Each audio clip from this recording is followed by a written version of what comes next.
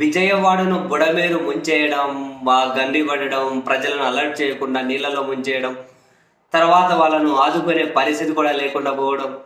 So ఈ ఓవరాల్గా ప్రభుత్వ వైఫల్యం మీద తీవ్రమైన విమర్శలు చెలరేగుతున్న వేళ తాజాగా మాజీ ముఖ్యమంత్రి వైఎస్ జగన్మోహన్ రెడ్డి గారు ముఖ్యమంత్రి చంద్రబాబు నాయుడు గారిని ఉద్దేశించి సుదీర్ఘ ప్రశ్నలు అడుగుతూ ట్వీట్లు చేశారు.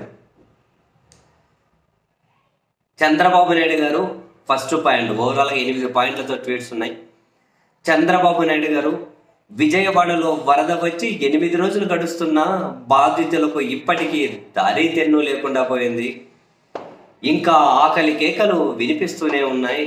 అసలు ప్రభుత్వం అనేది ఉందా లేదా అని అనిపిస్తోంది. వరదల కన్నా మీ నిర్వాకాల వల్ల నెలకొన్న విషాదం, మీ అసమర్థత వల్ల వచ్చిన నష్టం భారీగా ఉంది. 5 కోట్ల మంది జనాభా, లక్షల కోట్ల బడ్జెట్ ఉన్న రాష్ట్రాన్ని నడుపుతున్న మీ ప్రభుత్వం 5-6 లక్షల మందిని ఉదారంగా ఆదుకోలేని దీన స్థితిలో ఉందా? ఇంత చేతగానితనమా? ఇంతటి అమానవీయత మీకు మాత్రమే సాధ్యం చంద్రబాబు గారు. రెండో పాయింట్, 3 రోజుల్లో 30 సెంటీమీటర్ల పైగా వర్షం పడడం అసాధారణమేమీ కాదు. గతంలో చాలాసార్లు పడింది. కానీ ఈ మాదిరిగా 50 మందికి పైగా ప్రజలు చనిపోవడం ఎప్పుడూ జరగలేదు. బాధితుల కోసం సహాయ శిబిరాలు ఏర్పాటు చేయకపోవడం, ఏర్పాటు చేశాము అని మీరు చెప్తున్నా అవి ఎక్కడున్నాయో తెలియకపోవడం, బాధితులను లోతట్టు ప్రాంతాల నుంచి సహాయ శిబిరాలకు తరలించకపోవడం అన్నది మీ ప్రభుత్వంలో మాత్రమే జరిగింది. ఈ వరదలు వచ్చి 8 రోజులు అవుతున్నా, 4-5 రోజులుగా వర్షాలు లేకున్నా ఇంకా ప్రజలు నీటిలోనే సహాయం అందని పరిస్థితిలో ఉండడం చాలా దారుణం. పాయింట్ నెంబర్ 3, అసలు ఇదంతా ఎందుకు జరిగింది? దీనికి కారణం మీరు నిర్లక్ష్యంగా వ్యవహరించడం కాదా చంద్రబాబు గారు? శుక్రవారం అనగా ఆగస్టు 30 నుంచి భారీ వర్షాలు వస్తాయని, భారీగా వరద వస్తుందని మీకు 2 రోజుల ముందే అలర్ట్ వచ్చినా అప్పటికే కృష్ణానదిపై ఉన్న జలాశయాలన్నీ పూర్తి సామర్థ్యంతో నిండుగా ఉన్నాయని తెలిసినా, అలాగే పైనుంచి ఇతర రాష్ట్రాల నుంచి భారీగా వరద వస్తుందని సమాచారం ఉన్నా, బుధవారం నుంచి శుక్రవారం వరకు 2.5 రోజులు సమయం ఉన్నా మీరు పట్టించుకోలేదు. ఇరిగేషన్, రెవెన్యూ, హోమ్ సెక్రటరీలతో రివ్యూ తీసుకొని వారికి బాధ్యతలు అప్పగించి దిశానిర్దేశం చేసి ఉంటే ఇంత ఘోరం జరిగి ఉండేది కాదు కదా. పాయింట్ నెంబర్ 4, ఆ రివ్యూ జరిగి ఉంటే ఇరిగేషన్ సెక్రటరీ ఫ్లడ్ కుషన్ మీద ధ్యాస పెట్టేవారు కదా. కృష్ణానదిపై ఉన్న శ్రీశైలం, నాగార్జునసాగర్, పులిచింతల నుంచి కొద్దిగా నీటిని ముందుగానే విడుదల చేసి తగ్గించుకుంటూ వస్తూ 60-70 టీఎంసీల ఫ్లడ్ కుషన్ ఏర్పాటు చేసి ఉండేవారు కదా.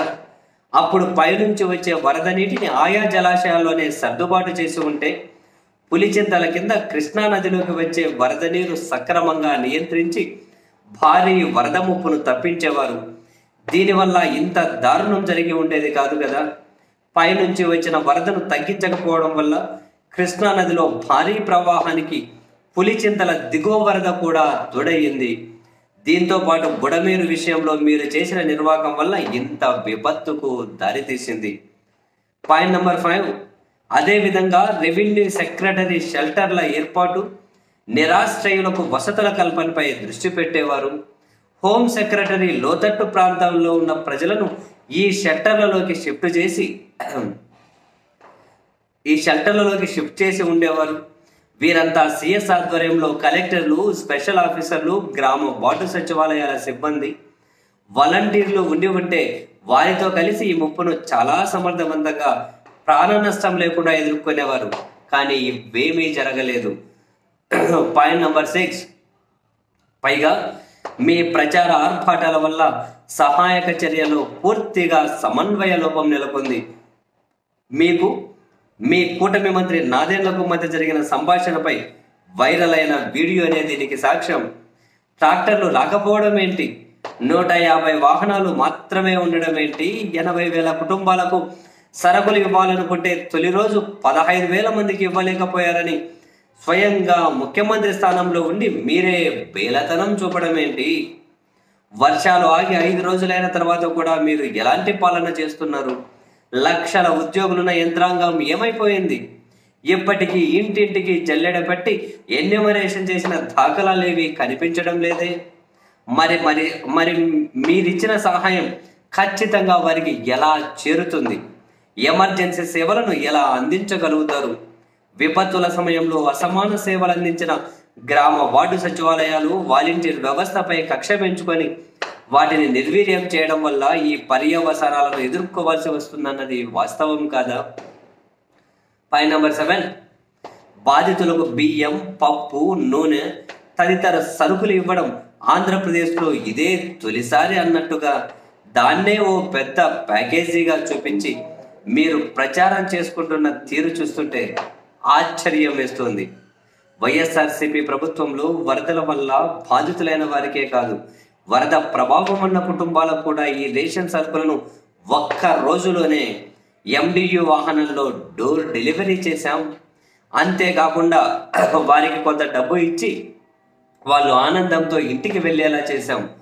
కానీ విజయవాడలో పరిస్థితి ఎంత విషమంగా ఉన్నా మీరిస్తున్న సరుకులు అరకొరే. తీరా అవి కూడా డోర్ డెలివరీ పద్ధతిలో చేరడం లేదు. తీసుకున్న కొద్ది మంది ఇళ్ల నుంచి నీళ్లలో నడుచుకుంటూ వచ్చి మోసుకుంటూ వెళ్లాల్సిన పరిస్థితి. ఇది ఇంకా వారిని బాధ పెట్టడం కదా? పాయింట్ నెంబర్ 8, కుటుంబ సభ్యుల్ని కోల్పోయి ఒకరు వ్యాపారాలు తుడిచిపెట్టుకుపోయి మరొకరు ఉపాధిని కోల్పోయి ఇంకొకరు, ఇల్లు ధ్వంసమై మరొకరు. ఇలా విజయవాడ వరద బాధిత ప్రాంతాల్లో ఏ ఒక్కరిని కదిపినా ఇలాంటి దీనగాథలే వినిపిస్తూ ఉన్నాయి. ఈ తరుణంలో వారికి ఉదారంగా సహాయం చేయాల్సిన బాధ్యత మీది కదా చంద్రబాబు గారు? ఒక్క పథకం కూడా అమలు చేయని మీ ప్రభుత్వం వరద బాధితులకు సహాయం చేయడంలో బీదారుకులు ఎందుకు? చివరకు విరాళాలు ఇవ్వాలని డ్వాక్రా అక్కా చెల్లెమ్మల దగ్గర నుంచి కూడా వసూళ్లకు దిగడం ఏంటి? బాధితులు కోలుకునేలా ఉదారంగా తగిన సహాయం చేయండి.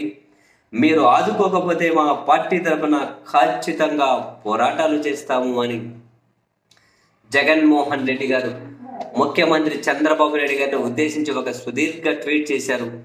మొత్తం ఎపిసోడ్ని, మొత్తం సినారియోని ఫస్ట్ నుంచి చివరి వరకు చాలా చాలా క్లియర్గా జగన్మోహన్ రెడ్డి గారు ప్రభుత్వాన్ని నిలదీశారు కూడా. చాలా క్లియర్గా నిలదీశారు. ఆదుకోకపోతే ఇప్పటికే చాలా ఆలస్యమైంది. మీరు ఇలాంటి నిర్లక్ష్యాన్ని ప్రదర్శిస్తే మేము పోరాటాలకు సిద్ధపడాల్సి ఉంటుంది అని చెప్పి ప్రభుత్వాన్ని జగన్మోహన్ రెడ్డి గారు హెచ్చరించారు.